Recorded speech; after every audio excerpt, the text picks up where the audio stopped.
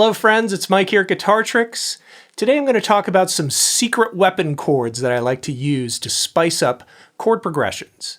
I'm going to be using open chord shapes, but I'm going to turn major chords into Sus2 chords. In that little bit of music in the intro, if we look at that, and I played that with just the straight major chords, it would sound like this.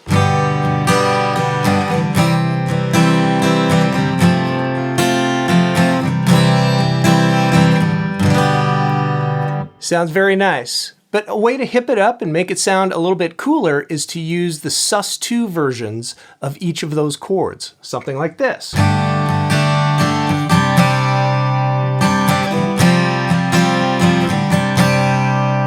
Right? Gives it a little bit of a different sound, makes it sound a little more interesting.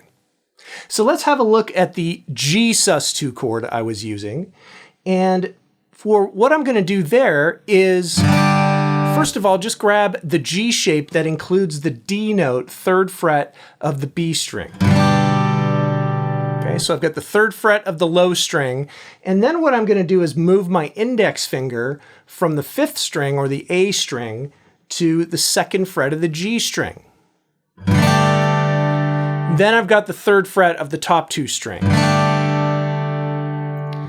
Now if you do that and you don't mute the A string, you've got 2 A notes, the open A string and the 2nd fret of the G string, that you've replaced the 3rd of the chord with. The 3rd of the chord was the B note. Okay, that's now gone, replaced with an A, which is the 2nd note in the G major scale. So I've basically added this 2nd scale degree to the chord and gotten rid of the 3rd. That makes it a suspended 2 or a Sus2 chord. Okay? Now, a cool thing I can do to make it sound a little bit clearer and not as muddy is just to simply flatten my middle finger down a little bit on the A string and mute that. Sounds nice and crisp and clear. All right, to get the C Sus2, it looks very similar. You keep the same notes up top on the 3rd fret of the top 2 strings and just move your root note to the 3rd fret of the A string. Now I've got 2 D notes in the chord, and I don't have any E notes, which is the 3rd, so I've replaced the E with a D, which makes it a Sus2.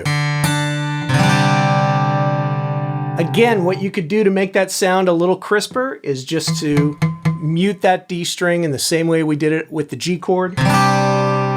Sounds nice and crisp and clear.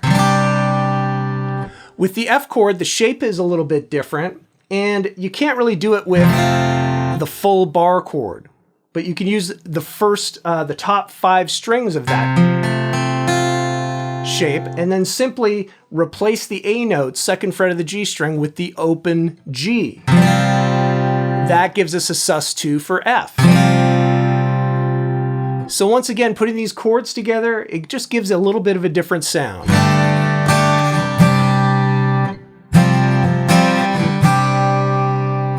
All right, so experiment with those. Try substituting some of these chord shapes with your major open chords. See how it sounds. Have fun with it, and we'll see you on the next one.